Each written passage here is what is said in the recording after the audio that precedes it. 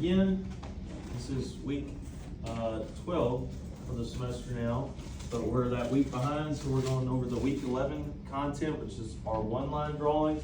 Again, it says week 11 start, week 12 complete, but I'm going to give you all the information this week. I just kind of gave that in there, kind of some fluff or some filler as far as the schedule. It's probably not going to take you 2 weeks, but I dedicated 2 weeks for this. So everything that you're going to need is, of course, our one-line drawing.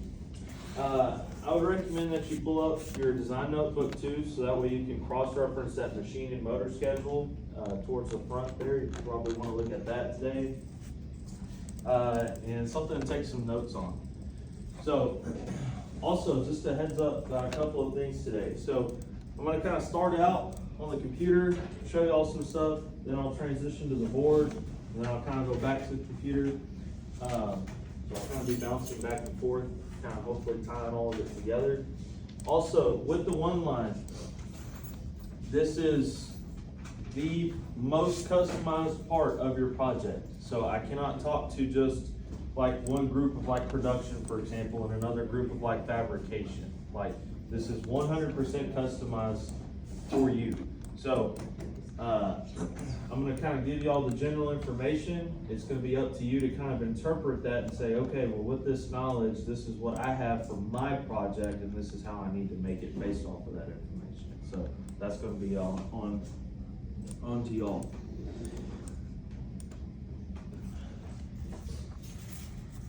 All right, so of course on our one line, when you open it up, you got your elevation drawing. Of course, yours should be completed, and then just to the right of that, you have these two blank squares. And of course, if you look down there at the bottom, they say one line page 1 and one line page 2. So for the one line, we have 2 pages available for us to make that drawing. So these boxes here, those are something that you should not delete, okay? We need to keep those boxes. That's kind of like our bounds where we play, right? So if you go outside the box, it doesn't count, right? So you have to stay inside of these 2 boxes. So kind of keep that in mind. We're limited to this space. But the first thing that I would recommend that you do, and that these are going to be some temporary lines, but I would recommend that you quarter these pages up. So split them in half, going vertically and horizontally, and do that on both pages.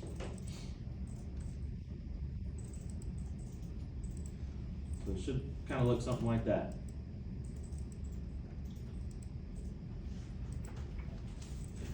And again, these are temporary lines.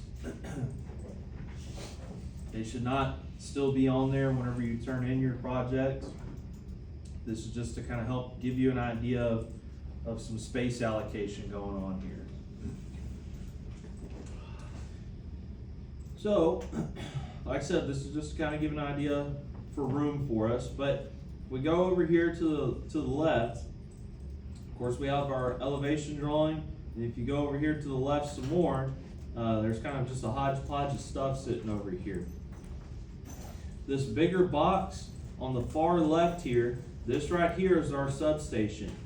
So kind of starting at our one line, so to speak, our substation, we can go ahead and we can just copy this entire bigger box on the far left here. We can copy all of that. And we can go ahead and bring it over here to our first one line page. And where you put it, there's a couple of different places. Some people, they like to put their substation in kind of one quadrant up here by itself. That's fine. Or if you want to, you can put it in the center.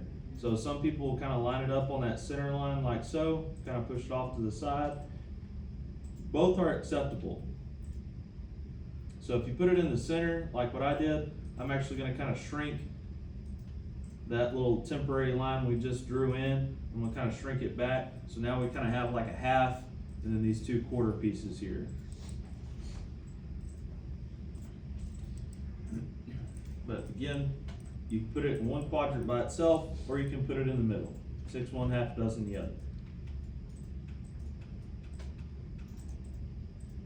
Now inside of the substation, we're not going to change a whole lot. So I'm going to zoom in here. A lot of this stuff, we're not messing with it. However, if we kind of look at the far right, of course we have our transformer that we sized last week. And if you go ahead of that, there's a box that says OCB. So I don't think I explained this to y'all last week, but that is our primary breaker that we sized last week. So the reason it's drawn like a box and it says OCB is because of how that breaker is cooled. So if we think physically where this breaker is going to be located, it is outside in the environment, in the elements, in the substation yard. So typically when we put breakers like that out in the substation yard, they can't just rely on the ambient temperature or the air outside to cool them off, which is how pretty much all the breakers you've seen and worked on so far in your education out here have just been air cooled, right? Y'all are looking at that. Y'all are looking at those arcing horns and dissipation fins and talking about the thermal retention that breakers will have on them, right? And testing and maintenance. So again, where this breaker is located, we can't just rely on that air-cooled breaker. So this OCB, that stands for oil-cooled breaker. So typically those breakers are going to have a large vat of oil attached to them to kind of help circulate and help them keep cool so they don't overheat. But anyways, below that, if you notice, it says 600. The likelihood of you calculating exactly 600 amps for your primary breaker last week is pretty slim. So that 600 amps is just a place filler. So you're going to have to change that 600 amps to whatever it is that you calculated from last week for your primary breaker.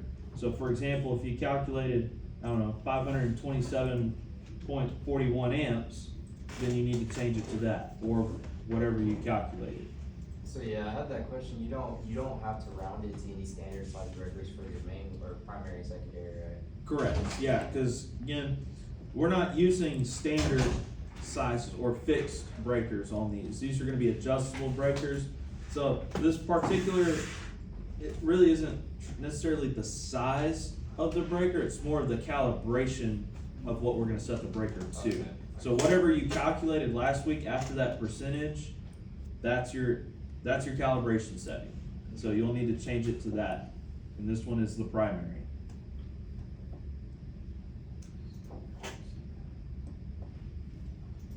So if that was our primary breaker, kind of going back to the right, we have our substation transformer. And if you look below that, it has the information. It's telling us, hey, our primary is a delta, our secondary is a center tap Y, here's our voltages. And then again, right here underneath the voltages, it says 2.5 MVA. Now, some of you may have actually calculated a 2.5 MVA, but that's going to be a small percentage. But if you did not calculate a 2.5 MVA for your substation transformer, then you need to change that out to whatever width you did calculate. So for example, if you calculated a 1.8 MVA transformer, then you'll need to change that. But those should be the only two things that we're changing inside of that substation, is our primary breaker size and the transformer size. Everything else will leave the same.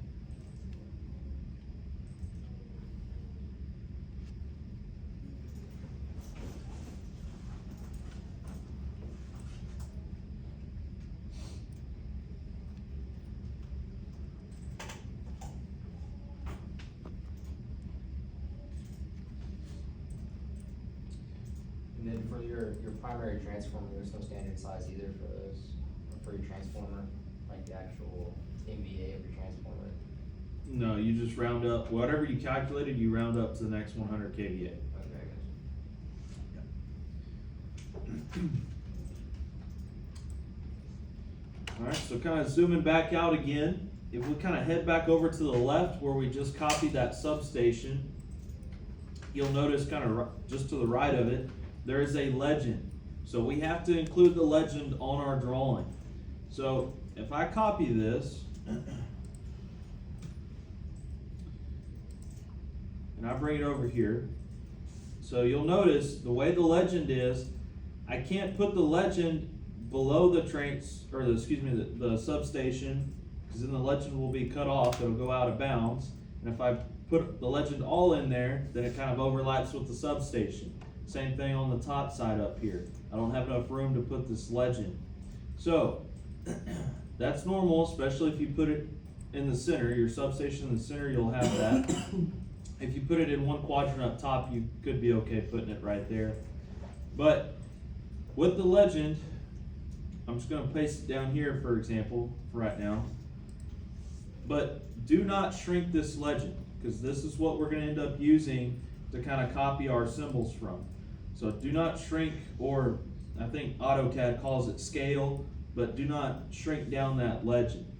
So instead, if you kind of highlight about half of the legend, there's a natural break in the legend to where you can take half of it, and we can come up here, and we can put the first half like right there, and then we can come down here, add another line, and take this second half and move it right next to it. So it should look something kind of like that. That's acceptable. But like I said, whatever you do, do not shrink your legend, because we are going to copy and paste symbols from it. So like I said, if you put your substation in the center, you'll probably have to split that legend into 2 columns there.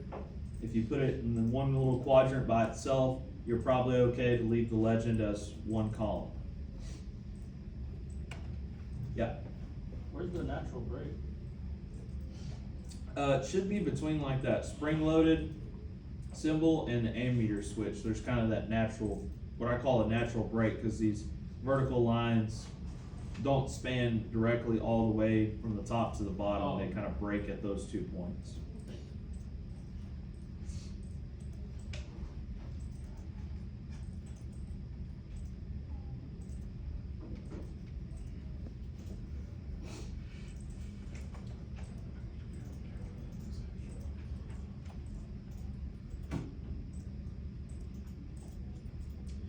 Alright, so everything we kind of just drew in at this moment, this is kind of bigger picture.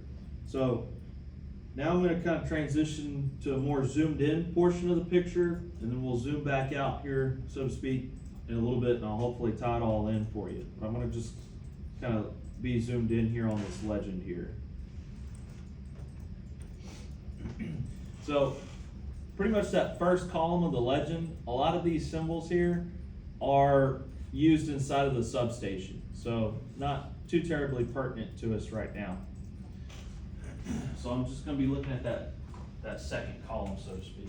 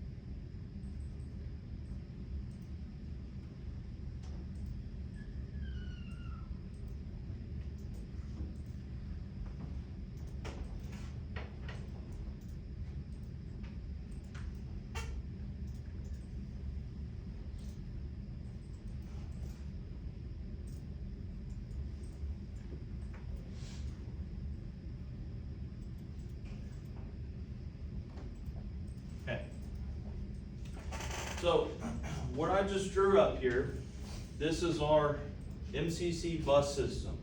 So if you notice, I got 6 vertical lines, 1 horizontal line. So these 6 vertical lines, these are representing, this would be section 1, this would be section 2, this would be section 3, section 4, section 5, and section 6. So again, those 6 sections, kind of going over to this drawing, are representing our vertical sections here on our MCC. So on the one line, like I said, we're zoomed in right now. We'll look at the bigger picture here in a second.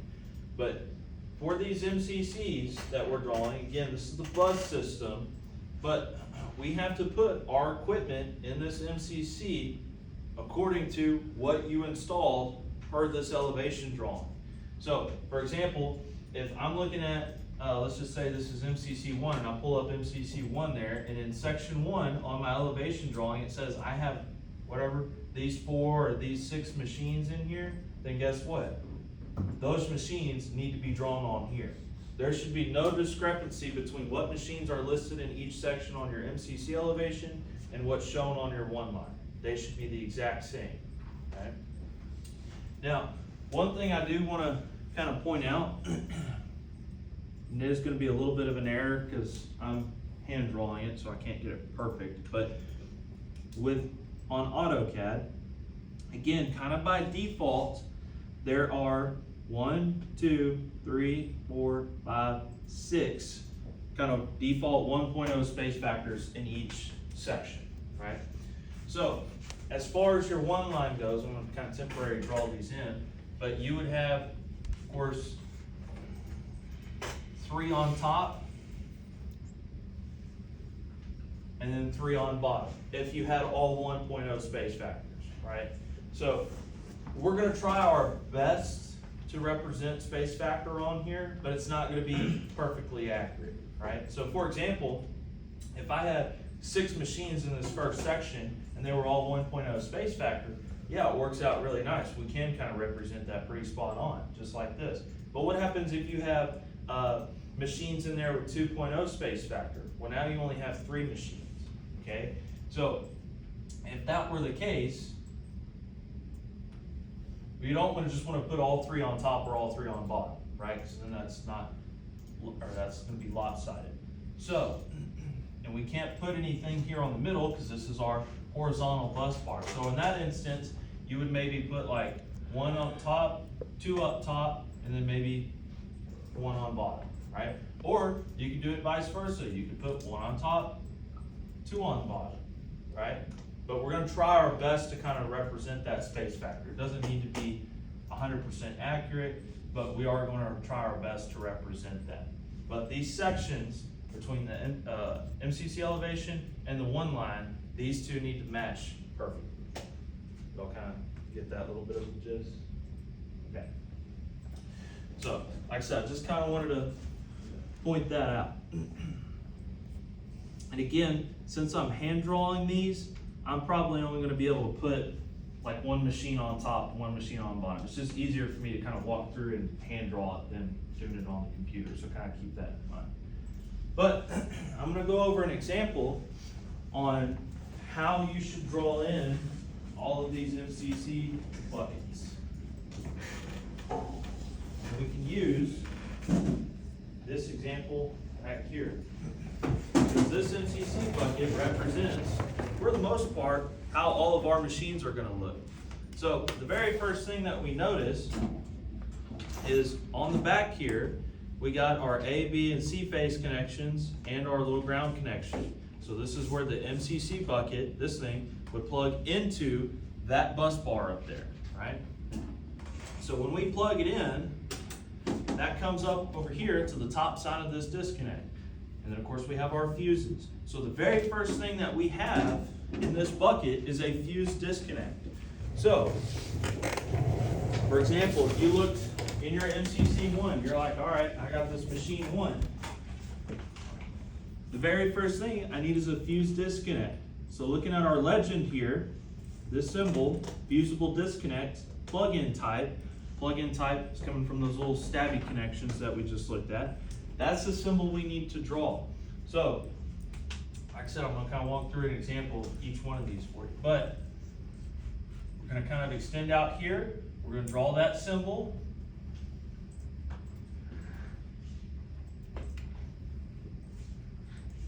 of course, with our fuse disconnect, when we're looking at that back there, there's two values associated with that. We looked at that all the way like in week 3, right? There's an amp trip and an amp frame value associated with that. So for example, if I'm doing my M1 up here, or one of my M1s, if I came up with a 25 amp trip and a 30 amp frame, then I need to list that information right there above it, or wherever it's comfortable, but typically right there above it will work.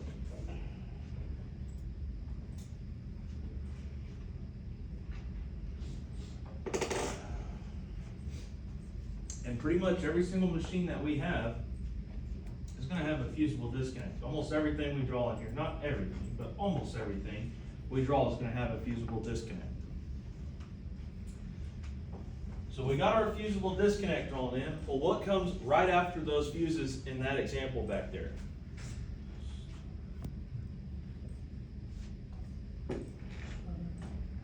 What? Our starter, right? So those bottom of the fuses, those wires go to the top side of our starter. Now that's just a generic starter in there, but let's say for this M1 here, I have a full voltage non-reversing starter. So if you look here down our legend, a lot of these names on the legend are not going to correspond with the titles of the bulletins or the starting methods that we have, which if we kind of apply some of our motor control logic to this, if we look here at this symbol here, it says it's a combination fuse disconnect. Well, that makes sense because there's our fuse disconnect symbol. And then it just says magnetic starter. Well, based on just a magnetic starter, using your motor control logic there, what type of starting method do you think that is?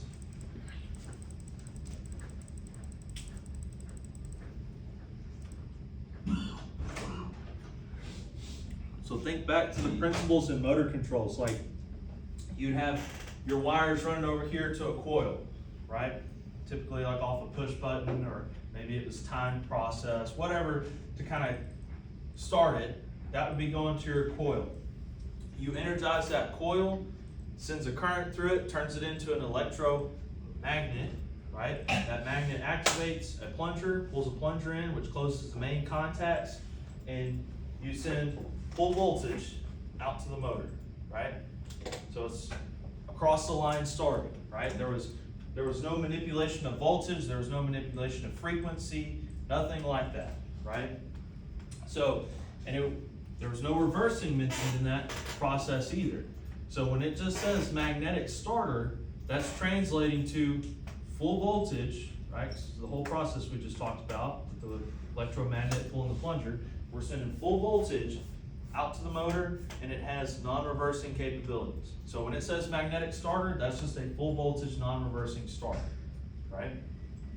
So, again, in the electrical world, there's a lot of different names all talking about the same thing, right? So we just kind of have to think a little bit about on what they're saying there.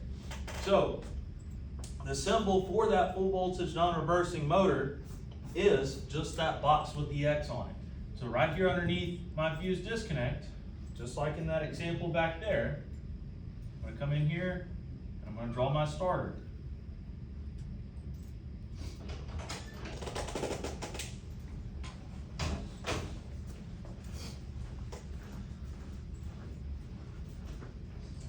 So, after the starter, so of course, like I said, here's our fuse disconnect, goes to our starter, but on the bottom side of our starter, if you notice, our wires come over here to this turn block.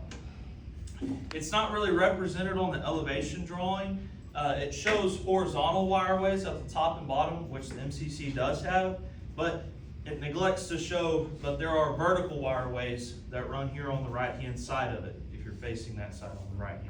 So there is a vertical wireway that runs here, and that's why that turn block is right here. So these bottom side of our starter wires here, these would connect here on this turn block, and they would run up that wireway, out the MCC, and to our machine, or to our motor, right? So the next thing we need to draw is leaving from our starter, going out to that motor.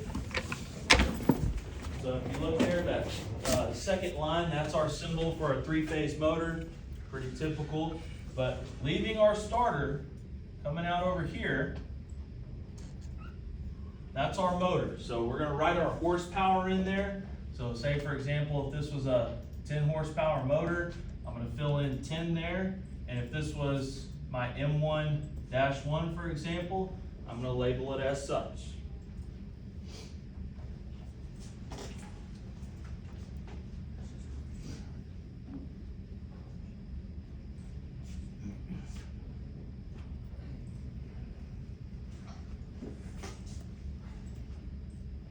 Now, I know we haven't talked a whole lot about controls in here, but we are gonna kind of do a little bit of control work in here. But our MCC bus up here is operating at what voltage?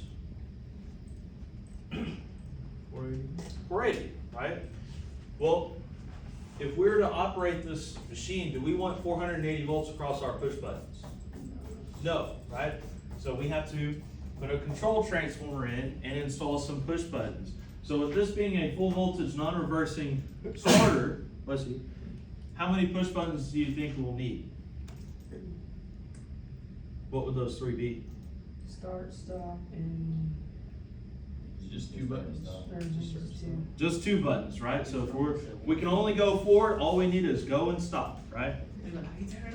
So kind of going down on our legend here, these last 3 symbols, we'll notice that just the letter T, that represents our control transformer, and then we have 2 and 3 push button options here. But we just determined we only need a 2 push button option. So, I don't have the face for that MCC bucket, but I got a little smaller one over there too that you can look at. Or if you remember in your machines class, the MCC we had in there, it had push buttons on the face of it, right? So as a matter of fact, if you look in that bucket back there in the top left, there's the control transformer. Just to the left of those fuse disconnects right there. That's our control transformer. So all of that is typically inside of our MCC bucket. So on the bottom side of the starter, I'm going to draw a little line out, put our control transformer, because again, we don't want 480 volts off of our main bus here on our push buttons, and then I'll draw my 2 push buttons.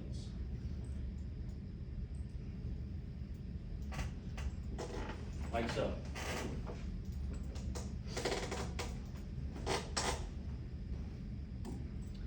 And for the fuse disconnects, I see that on the legend, some of them have the fuse disconnect on it already and some of them don't.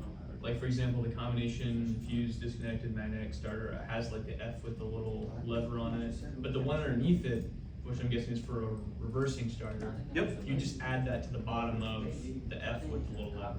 Yeah.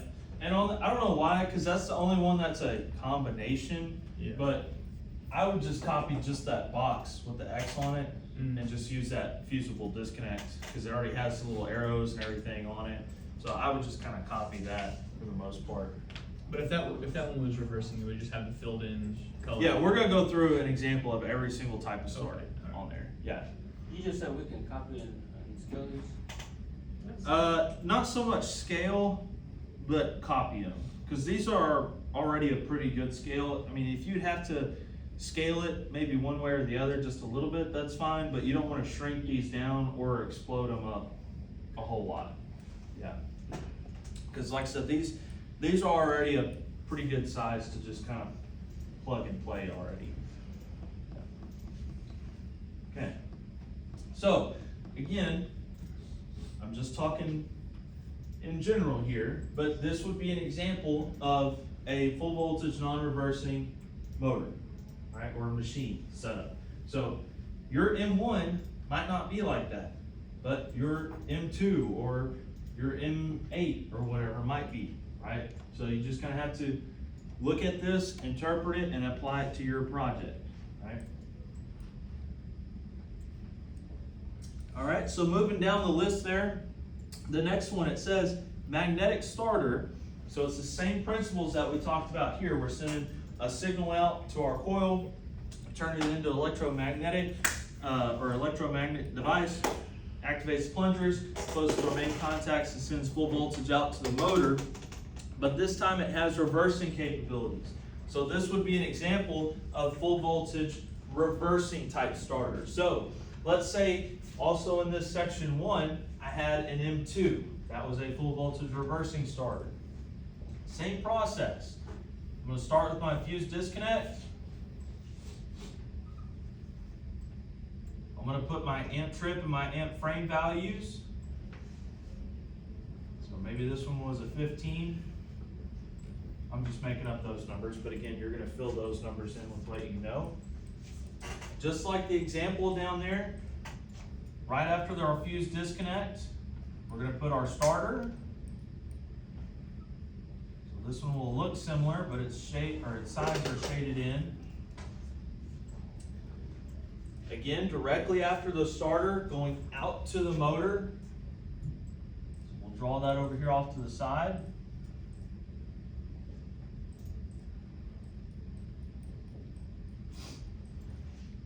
And we'll still need to include push buttons, but how many push buttons will we include this time?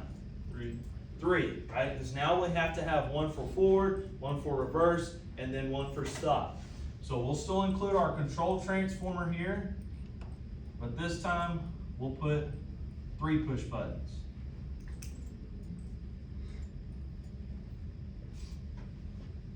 Like so.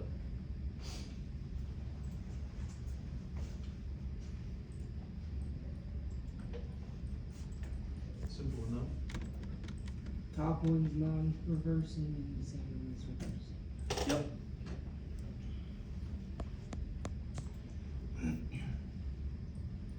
Am I going too fast for anybody? All right, so looking at our next example there, it says magnetic starter for 2-speed motor.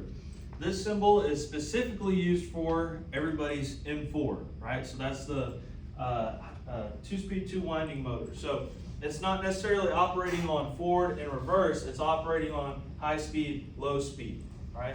So if we kind of look at an example of an M4, we'll still have our fuse disconnect.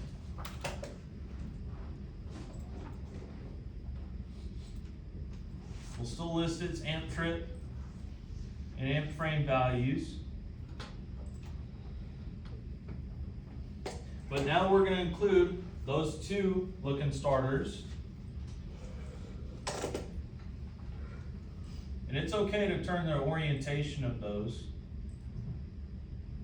Doesn't have to be exactly what it is on there as long as it's the same symbol.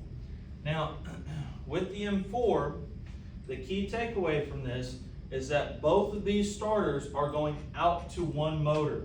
So you could draw it from one line in the center going out here, for example. Or, I'm going to draw this in a dash to show an alternative way, but you could draw one line coming out from this starter, one line coming out from this starter, but then they both kind of converge and come back together to go one line out to the motor. Both are acceptable ways of drawing the M4. I have some people do it one way, other people do it another way, but it's fine regardless. Both are acceptable ways. As long as you have eventually one line going out to just one motor on M4 from both of those starters, then it's fine. Either works good. And trick question, but how many push buttons are we going to have on the M4? 3, right? It doesn't say reversing, but we're not going to use those 3 push buttons as, like I said, forward and reversing. We now have high speed, low speed. So, like I said, instead of forward and reverse, one will be for high speed, low speed, and then we'll have our stop. So, a little bit of a trick question on there. So, even though it doesn't say reversing, we are going to use the 3 push button symbol there. And of course, we'll still have our control transformer.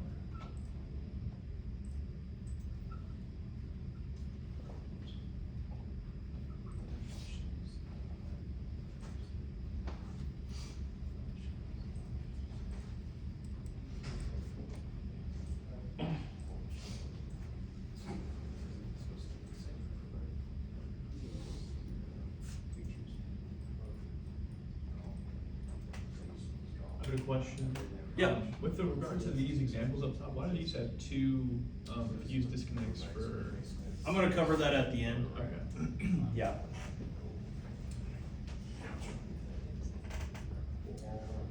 Alright, next one up is our auto transformer. So this one is everybody's M5. So this one gets a little bit different. So if y'all remember, when we sized everything, mostly for space factor on our elevation drawing when we were doing our M5, we actually took that starter out of the MCC bucket back there. We took it out and then we put it on the machine on the shop floor, right?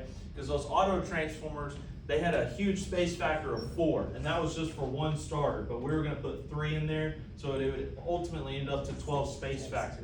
So we took those out. So we're gonna have to draw that a little bit differently. So if we look at that example back there, and we took that starter out of that MCC bucket, what does that bucket basically become? Disconnect. A fusible disconnect, right? That's all that's really left in there. So when we draw our M5, it has to be just slightly different. So we're still gonna start out with our fused disconnect.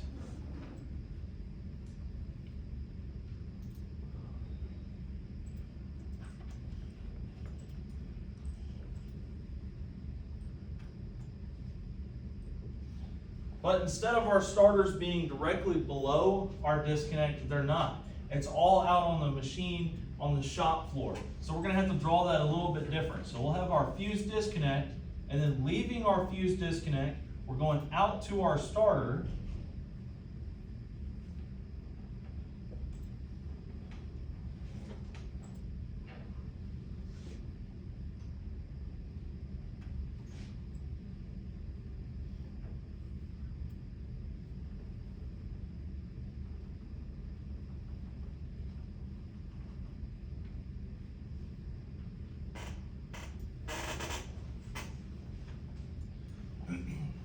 And with that auto transformer starter, yes, I understand we have three motors on it, but you do not have to draw this symbol 3 times. It's already kind of representing 3 starters in it, because you kind of got 1 box, 2 box, 3 box on it. So it's already kind of drawn with 3 starters, so to speak. So off of our starters, we have our 3 motors. So we'll draw one here. Draw another here,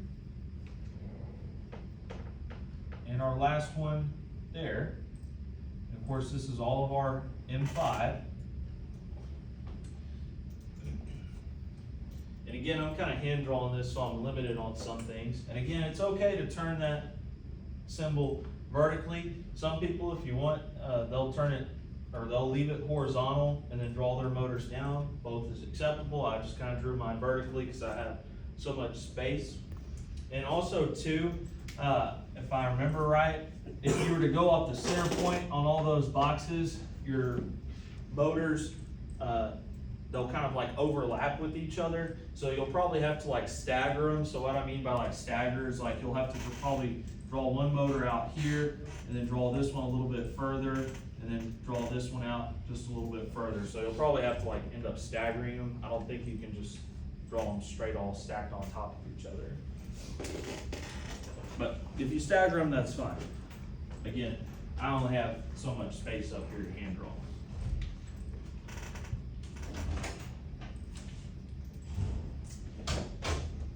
And so for our M5 starter, does it say anything about reversing capabilities?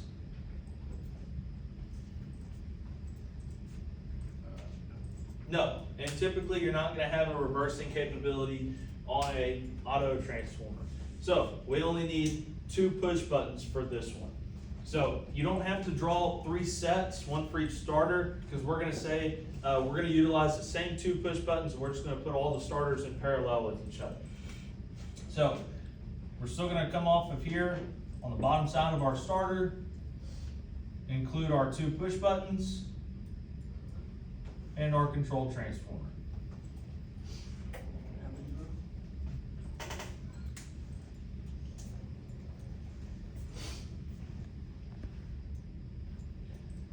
So like I said, everybody's M5 should be drawn this way.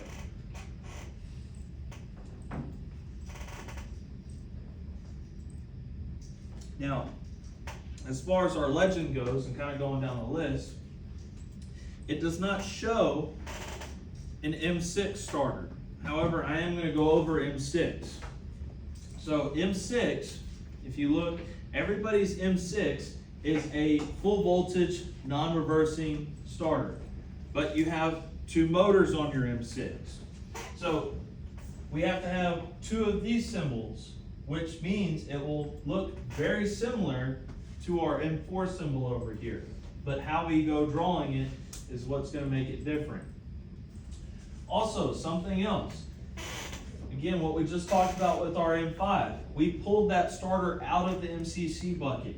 So for your M6, if you did the same thing, if you pulled your starters out of the MCC bucket and put them on the machine for your M6, then you'll kind of need to draw it off to the side here, just like what we did for our M5.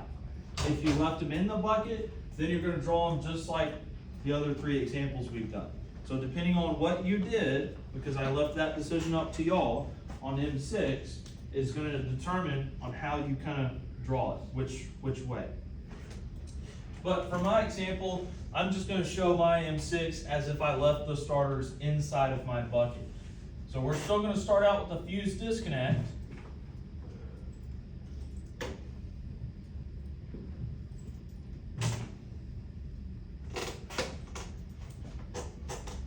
And again, we have two full voltage non-reversing starters. So it's going to look very similar.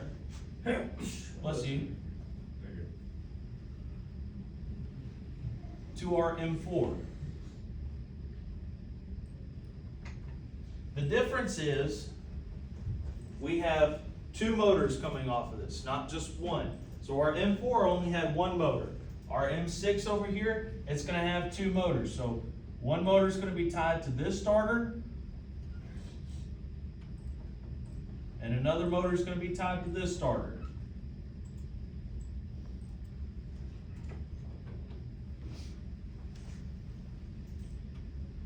So again, this is an example of your starters inside of the MCC bucket. If you took your starters and mounted them on the machine for your M6, then you'll need to take these starters and kind of move them over here, just like what we did for our M5. And we'll still include our push buttons, and we'll say the same thing like what we did for our M5. We're going to say that these starters are in parallel, and we're utilizing the same set of push buttons. So basically, when we hit start, both of the motors are going to turn on. We're not going to have individual control of each motor. There's not a particular reason why the fuse disconnect is smaller box than. No, just me hand drawing it. Yeah.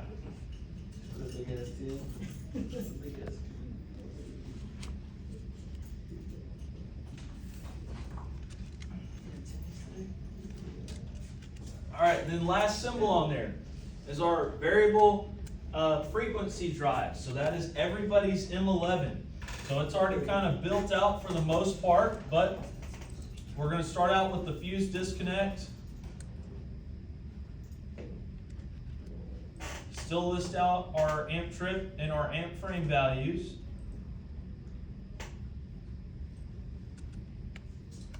And of course the drive is attached to this one.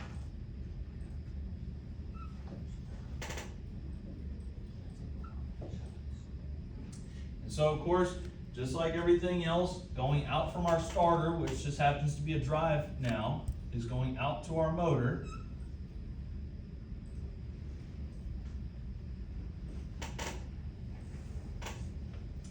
But it doesn't necessarily say it on the legend here.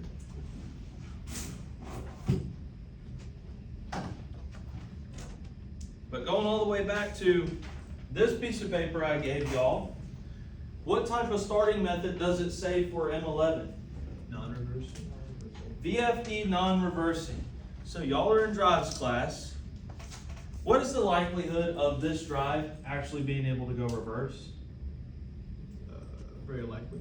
Very likely, right? This drive almost certainly can have reversing capabilities, right? But just as Mr. Withers always likes to tell y'all, if you don't want an operator to go reverse, don't give them the option, right? Don't give them the button. So on here, we are specifically saying non-reversing.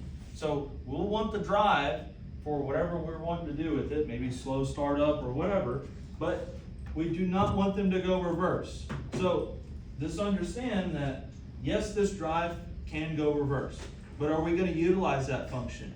No, right? So that'll kind of play into our push buttons. So we're only gonna use 2 push buttons. Also, since this is a drive, thinking back to y'all's drives class, are y'all wiring up control transformers every single time you use your drives?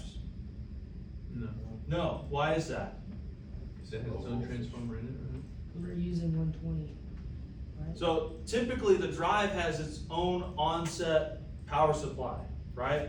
That's where all those DI inputs, digital input 1, 2, 3, 4, right, that y'all are utilizing. That's where you're wiring all your push buttons up to. So when we draw our push buttons in, we're not going to include a control transformer because we don't need one, right? We're going off of the drive and its power supply. So again, a little different here, but no control transformer, and we're only gonna put 2 push buttons. But even though this drive can go reverse, we don't wanna go reverse.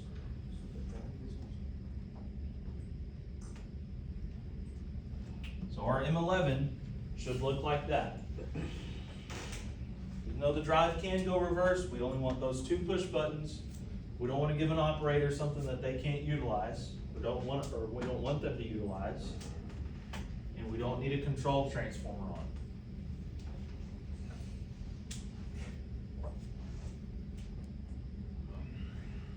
Okay, so I went through an example of every type of sorting method that y'all have. So again, you're gonna have to look at these and you're gonna have to say, okay, well, the rest of my machines, for the most part, are either gonna fall into this category or this category, right? Just depends on what your machine is. So, and what your information is. So you're gonna have to kind of customize that for all of your machines. And once you kind of have that customized, then you can kind of copy and paste that wherever you have that machine listed. Depending on if you have production or fabrication, you can either paste it a lot or you can put it in each one. Right? But as far as our MCC goes, this is not everything in our MCC. We still got a couple of more things to add. Like for example, in our section 6, that's where we have that transformer and our shop receptacle panel. So we'll have to draw that in, even though there's technically not symbols for it on the legend. So in our section 6, we're still going to start out with somewhat of the fuse disconnect symbol. So we'll put the kind of the structure of that symbol in there, but it's not a fused disconnect, right? We didn't size fuses for it. So what we're going to do is we're going to end up changing the F, which stands for that fuse disconnect, and we're going to change it to one of 2 things. You can either put SB, which stands for solid blades, or you can just simply put D as in Delta for disconnect. So solid blades and disconnect are the same thing. It's just talking about the 3 blades that move up and down. But it's still a disconnecting means, it's just not overcurrent protected. So, and even like on the example back there, I think they typically go down from there. They'll come up the side, kind of come back in like so, which is fine. We'll draw the transformer symbol. Of course, we'll list out our transformer information. So everybody should have that 30 kVA. We'll list the voltage information.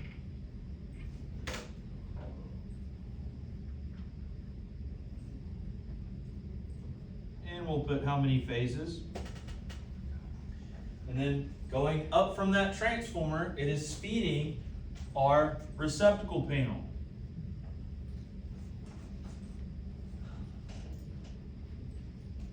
So we'll label that very similar to how we did on our elevation drawing. So we'll say this is SRP1, if this is MCC1 for example. We'll list the voltage, the phases, and however many circuits we have in there.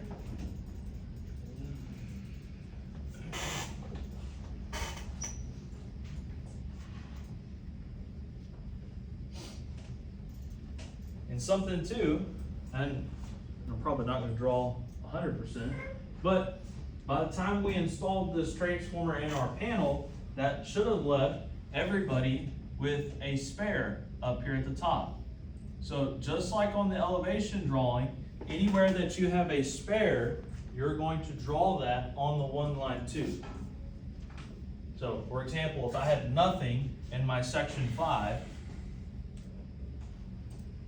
I would be writing spare 6 times.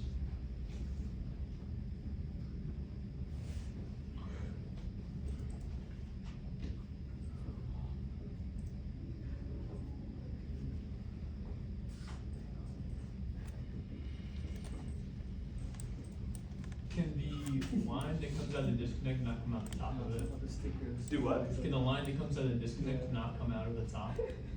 Well, kind of going back to motor controls, you know, the top side is typically the energized side, bottom side is typically the load side. So that's where that kind of originates from.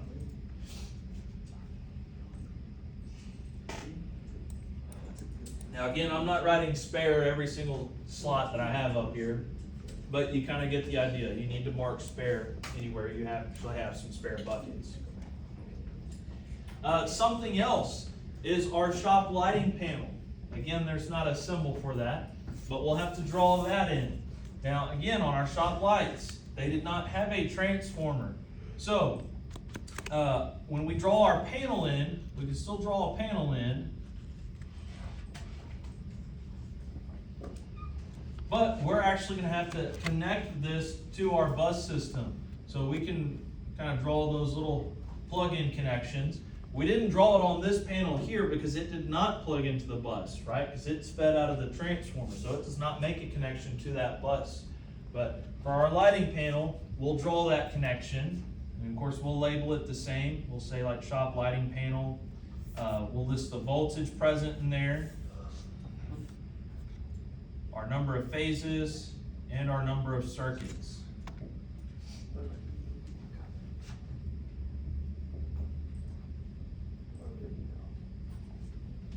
Like that, for example.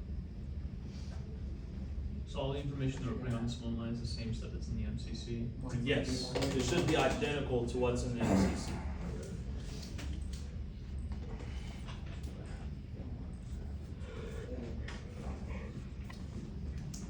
Okay. Besides the left line before you get to the usable disconnect, the middle lines won't be there, right? This is just for layout purposes, or do you want to separate it like that? Are you talking about these lines? Yeah.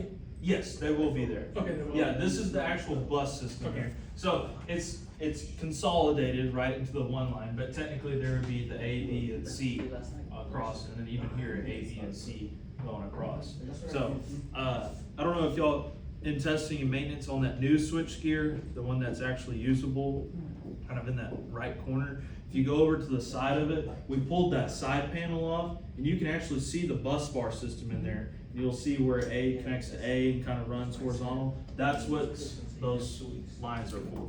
That's what that's representing. Yeah. So everybody's good so far? Okay, so a couple more things we have to add on here. And this has to be done on every single MCC, because I just have one drawn here, but you have 6. But on every single MCC, we need to label these bus ratings. So, per the manufacturer, this horizontal bus line, that is rated for 600 amps. I don't really care where you put it, but you need to put it on there somewhere. So, for example, if you wanted to put it right here, that's fine. But we're going to draw that. We're going to say, all right, this horizontal bus, that's rated for 600 amps. You want 2 big ass arrows? Yep.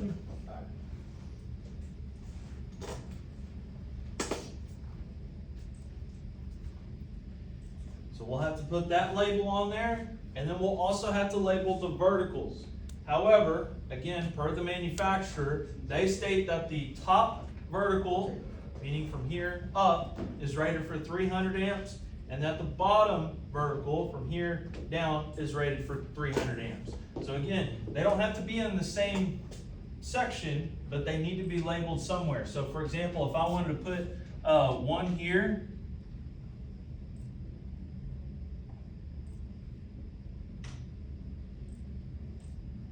that's fine.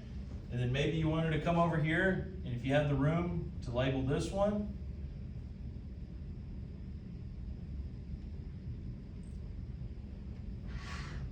that's fine too. Again, I don't really care where they're labeled at, but you need to have those 3 labels on every single MCC. So the bottom 300, the top 300, and the horizontal 600. That's per the manufacturer, and we're gonna list that on there. Yeah. You don't need to do that for the spares, right? Well, we're not labeling it per the deal. This is what those buses are rated For for. each MCC, right? Correct, for every MCC. So all 6 of your MCCs, they have to have those 3 labels. I don't care where those 3 labels are at, but on every MCC, they have to have those 3 labels. So it's not really pertinent to, like I said, the spares or not. It's just the bus rating of that.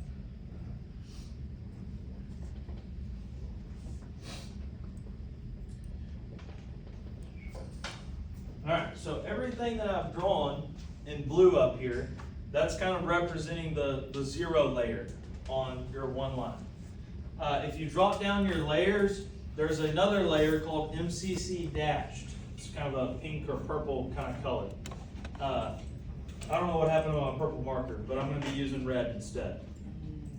So, what that dashed line is going to represent, or what that line is, it might not appear as dashed. If it doesn't show up as dashed for you, it's seriously, don't worry about it. It's not the end of the world. It just has to do with line weight scaling and stuff. But that purple layer, that MCC dash layer, we're going to draw a box around every single vertical section. And what that box is going to represent, everything that's inside of that MCC bucket. So, this first section here, of course, I'm going to draw my dashed line going down to incorporate my bus bar.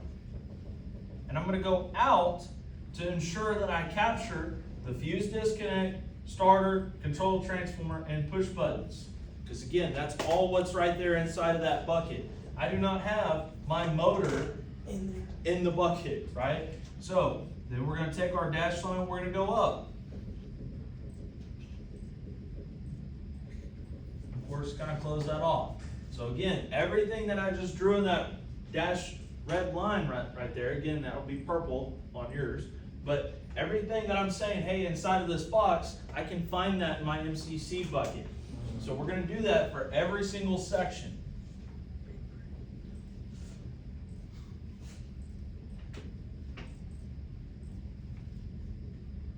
So when we get over here to our M5, this is kind of why we push that starter out. So when we come back up here with our dashed line, we don't capture that starter. It's just a fuse disconnect that's in there. So that's why we kind of offset it. And that's why you'll do the same thing for your M6 if you put your starters on the machine.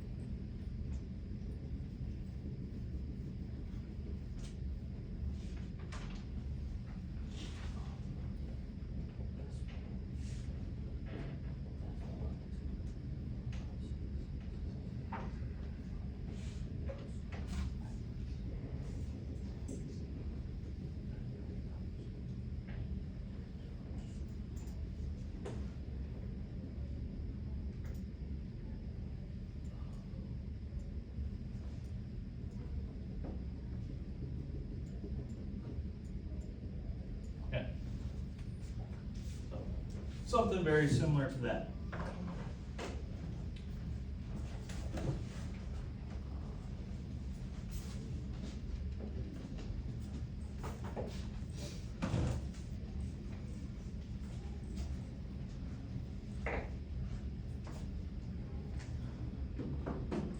So, one thing also I forgot was, like I said, if this is MCC 1, we'll want to label that as such.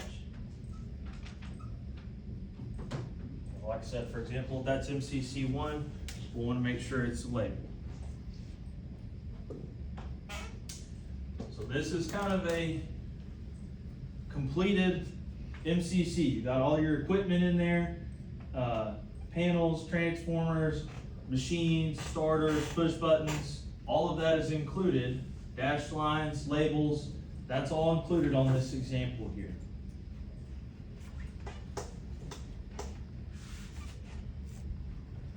So, kind of zooming back out here, again, looking at bigger picture. When we quartered these pages up, we now have 6 quarters left, right? Guess how many MCCs you got? 6, right? So, again, we drew those temporary lines in there and quartered up those pages so you have an idea of about how large to draw these MCCs, okay? So, I don't know what the dimensions are to draw this bus system. Again, that's different for everybody. You're gonna have to kind of figure out what size works best for you. Now, to kind of tie all of this together, one thing I would recommend that you don't do is, for example, come in here and say, all right, well, this is how much space I got. Let me just span my MCC vertical bus sections here from top to bottom. Don't do that, okay? Don't go from the top of the page all the way down to that horizontal kind of temporary line we drew there. The reason for that is, if we kind of back up a little bit on how we're going to tie all this together, if we kind of use our imagination here for just a second, but looking at my board here,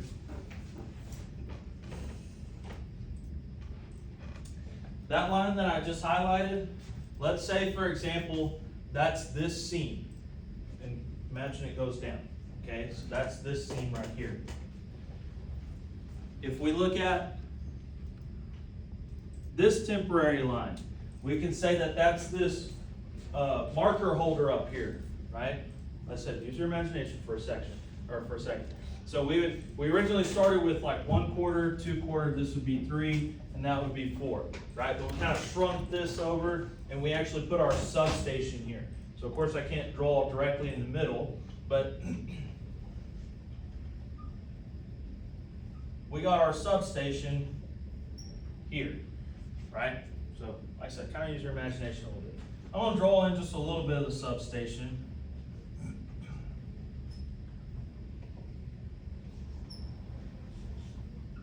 So we got our breaker and our transformer. So leaving that transformer, we have our secondary breaker from last week that we calculated. So remember this OCB, this was the primary. And our secondary, it's not an oil-cooled breaker, it's an air-cooled breaker. So the symbol is on that legend, but we will draw that air-cooled breaker. It looks like this, our normal breaker symbol, and then we're saying that we have a trip coil. So this one would be our secondary. So this is where you would label whatever you calculated last week. So for example, I don't know, we'll say 6,485.21. I'm just making up something.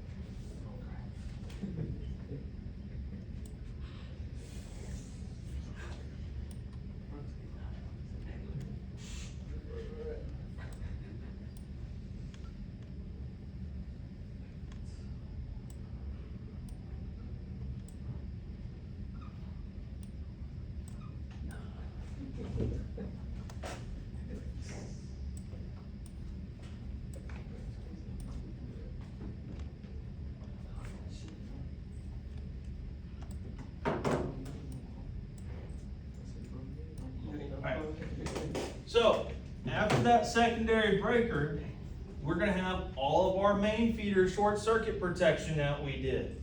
This is our MDP essentially, right? So, for example, if this was for our main feeder 1, this one would be for like our main feeder 2, right? So forth and so on. So we would want to list all of those breaker sizes. So for example, for my MCC or main feeder 1, if I came up with a 500 amp trip for my short circuit protection, I'd want to label that there. Again, this is ultimately our MDP, our main feeder short circuit protection, those breakers that we size for the main feeder. So if we kind of look at in relation to where I have that drawn,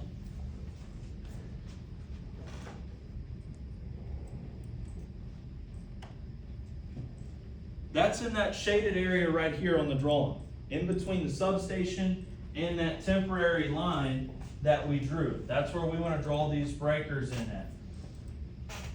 So, again, kind of going back to why we don't want to just span our sections from top to bottom here.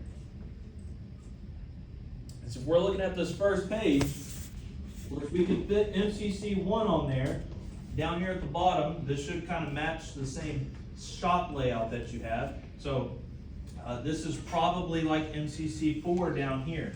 So if I label this one here, main feeder 4, I don't know, let's just say that was a 300 amp breaker. But when I go to connect all this together, from this breaker to my MCC, I'm going to draw over here, go up, and I'm going to connect.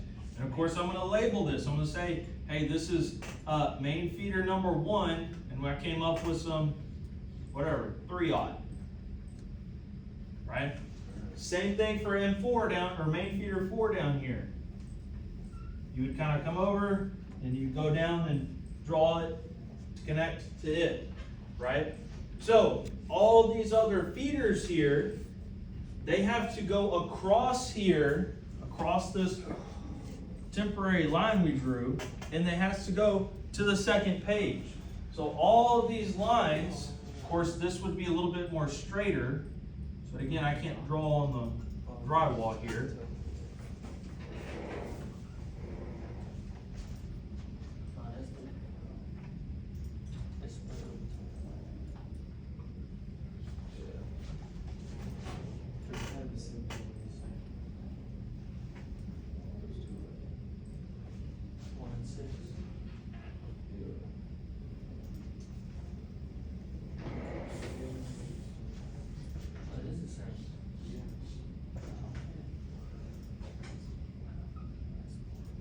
This is the end of the page there. Then we'll want to say, hey, this goes to our next page.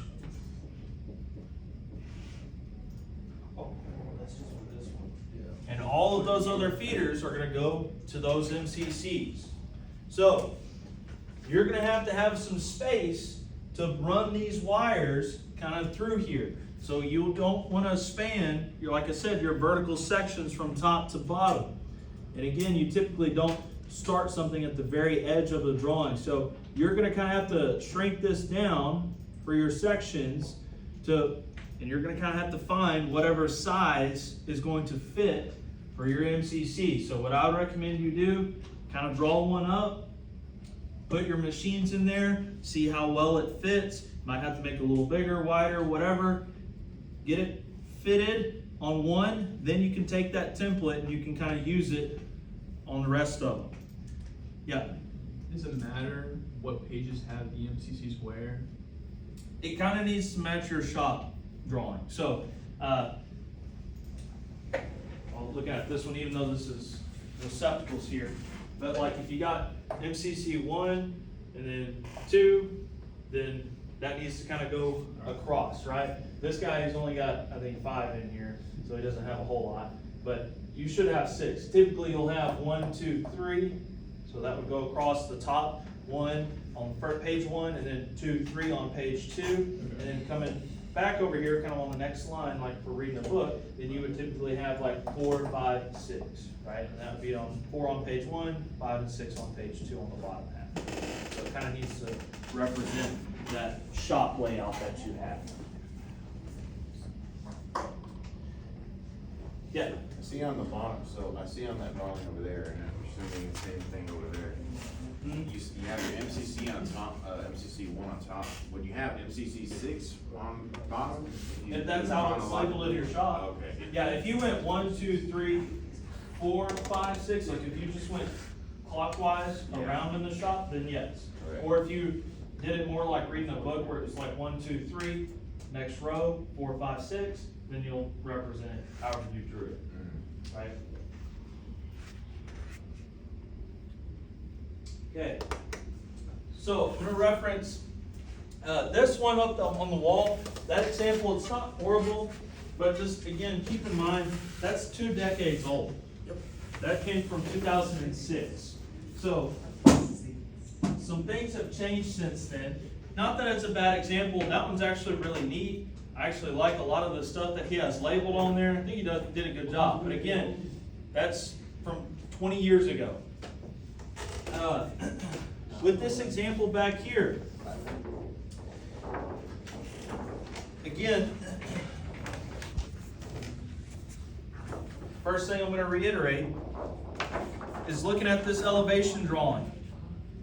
So, if we take MCC 1 for example, and we look in section 1, he's got M1-1, M1-2, and M1-3, all in section 1. So when I look at his one line, I should see those 3 machines in MCC section 1, right? It should match exactly. So if I come over here, look at his one line, he's got MCC 1, he's got it labeled nice. If we look at section 1, he's got M1-1, M1-2, and M1-3. Perfect. And again, this is a good example of what I was referring to earlier with the space factor and how we're going to try our best to represent it. This guy, for his M1s, he has space factors of 2. So you notice he drew 2 on top, 1 on bottom. That's fine, because again, we can't put something right in the middle of our horizontal bus bar, right? You could also put, or this guy could also put just 1 on top, 2 on bottom. That's also acceptable, but he did a pretty good job on that.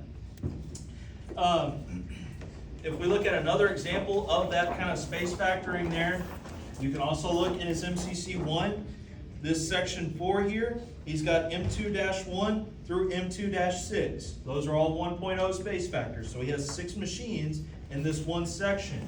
So if I come over here and look at section 4 now, so here's section 4, he has M2-1 through M2-6, and he's got 3 on top, 3 on bottom. Perfect, right? He's doing a good job of tying those together. So again, the elevation drawing should match exactly what your one line is showing. Now, something to kind of point out, and Justin, I think you mentioned it earlier, but if you look at this example, and even that example up there, the kind of the guts of the MCC, they're not really drawn right. So if we look here, in this dashed line, again, that's representing what's in our box here. He's got a fuse disconnect, which is amp trip and amp frame. That's good. But that's the only thing inside of that dashed line. So he's saying the only thing he's got in this bucket is just a set of fuses. Then he leaves there, goes out to the shop floor, and he's got now another fuse disconnect with no amp trips or amp frames listed there, which we didn't even size a second set of fuses for anything. And then he's got his starter, then he's got his control transformer and push buttons, and then his motor. We didn't do that, right? Because all the way back in week 3, when we went through all the headache of looking at all those bulletins and space factors and starter size, all that, that space factor came from that equipment being mounted inside of the bucket. So if we were to draw it like this, then why did we even waste our time looking at all that space factor, right? So the way that they have drawn all of these machines on both this example and that example is incorrect. The guts of the MCC are incorrect. I showed you just now how to draw those machines into the MCC, right? So all of your machines need to be drawn just like how I showed you up there. That is correct. That correctly mimics exactly what we sized for. This is not correct. So don't pay too much attention to that. Like I said, you need to draw your machines and your equipment just like how I showed you up there, okay? But looking at some other stuff on here, in his section 6, he does a real good job there. I'll give him some credit, this poor guy. I said I talk smack about him all the time, but he did do a good job on his section 6. Again, the only thing I would change on that section 6 is we don't have a fuse disconnect. We didn't size fuses on that transformer. So change that F out to a D as in Delta for disconnect, because it's still a disconnecting means, it's just not fused. But he did good. He drew in his transformer. He's got his transformer size listed, connects up to his shop receptacle panel. Got all that labeling on there, looks good. He's got his spares labeled. He did a good job there. In his MCC 1.2, he also had his shop lighting panel. The only thing is he didn't actually connect that shop lighting panel. That's the only thing. So make sure you actually draw that connection, that little plug-in connection for the panel, so don't forget that. His sections are labeled. His dashed lines are all nice and neat. They're all uniform. He's got his MCC labeled. I think that's good. Kind of coming over here to the substation.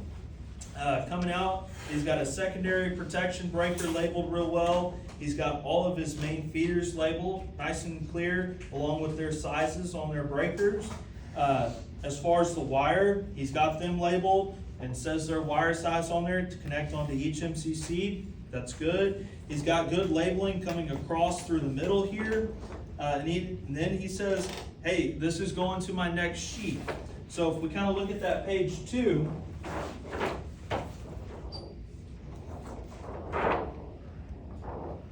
he starts out and he says, hey, from my previous page. Perfect. That's all you got to say.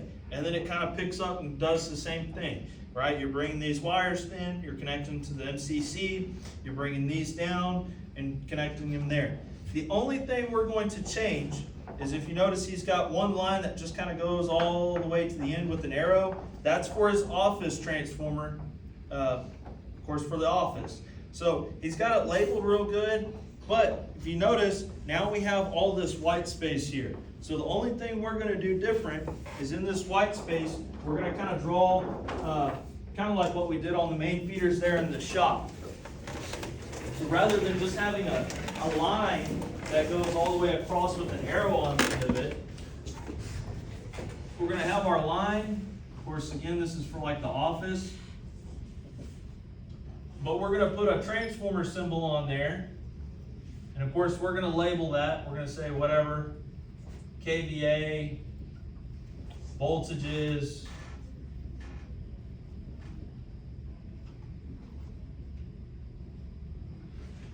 and of course phases. And then we're going to draw our little split. And we don't have to draw the panels at this point. Then we can put our arrows and we can say, hey, this one goes to our ORP and this one goes out to our OLP. So that's the only thing we're going to do different on that page 2. Is rather than just having a line for our office, we're going to have our line. And then since we'll have all that space now, we can put a transformer symbol, label it, and then show our little split there. Okay. How does everybody feel about the one line? Everybody's good with that? Like I said, it looks complicated in its complete form, but it's really not. Like I said, you'll probably spend more time just setting everything up, but once you kind of got all your little Legos built, like I said, I kind of like to think of it as Legos, because like I said, once you build your M1, for example, that's all your M1s, right? They're not changing. None of the values are changing. You just got to put however many M1s. Really, the only thing that you're changing is like M1-1 to M1-2-3, all that. That's the only thing that really changes. So once you kind of get all those little Legos built, then you can just kind of start building them where they fit in. And all the information you're filling in there, you should already have calculated at this point. Like all your breaker sizes and wire sizes and stuff like that, that's already all found.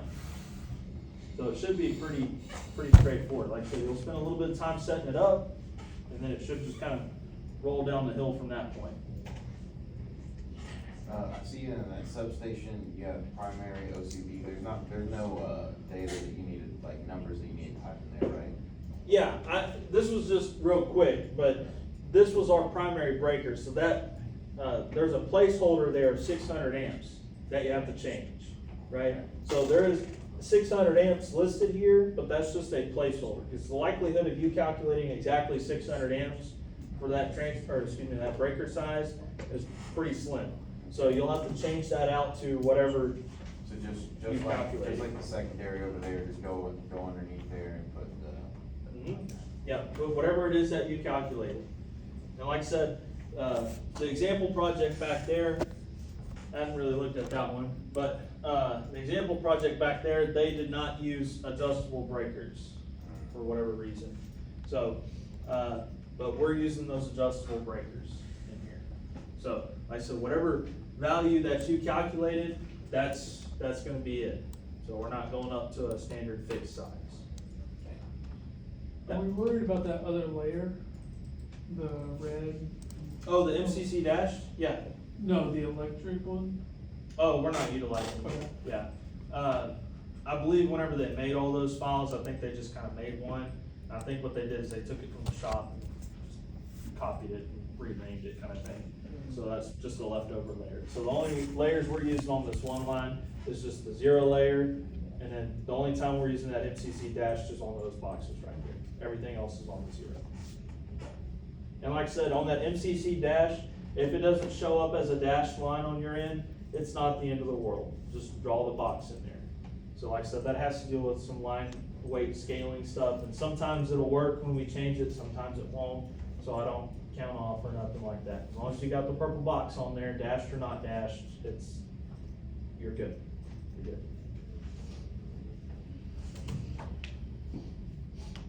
So everybody's good with the one line? Okay. All right, so like I said, that's the one line. That's all the information to draw it. Again, there's no lecture next week. This was the last lecture in here. Just a reminder, the project, the due date, that's that Tuesday, August 18th. No later than 5 p.m. Okay? So y'all have ample enough time to work on it, get it done, get it submitted. So, Will this live still be? yes, so moving forward, this will be an open lab, just like it's been all semester, right? Y'all have access to come in here and work all the time. With the open labs though, so yes, I'll have this lab open, let's just say, for example, next Wednesday, it should be opened at 8 o'clock in the morning. If it's not, you can come find me, but it's usually opened at that point. But I'm not gonna be in here, as much as I may or may not like you guys, I'm not gonna sit in here every day from 8 to 5, okay? So, yes, it's an open lab for you to come in and utilize our resources, but like I said, I can't sit in here all day, every day. Unfortunately, I do have some other things I'm trying to work on and trying to improve for this class. So, if you're sitting in here, for example, next Wednesday morning, and you got a question or you need some help or whatever, then send me an email and say, hey, I'm over here in the lab, I need a little bit of help on this, that, and the other, or whatever. That's fine. Then I'll stop whatever I'm doing elsewhere and I'll come over here and I'll help you, okay? That's fine. But, like I said, I'm just not gonna physically sit in here from 8 to 5, but this is open for you to have as a resource, okay? So, and that's only particular during lab hours. Right? So if it's outside of those lab hours, I might be in another class, or I might be doing something else, so I don't have that time dedicated. But like I said, if you're in here at Wednesday morning at 9 o'clock or whatever, and I'm physically not in here, you can send me an email, and I'll come over here. Like I said, I'm just probably working on something elsewhere, but I can come over here, no problem. But if it's, Tuesday at noon, I'm in another lab. I can't just come over here, right? So, like I said, if it's during lab hours, I can come over. But if it's outside of that, I can't guarantee that. So. Alright, so everybody's good with that? Alright, so hopefully y'all learned something in this class. Hopefully y'all are staying on top of getting a job.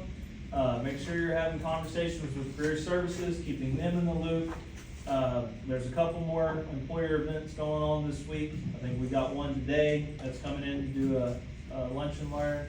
And then I think there's one on Thursday too. It's a virtual thing being held over at career services.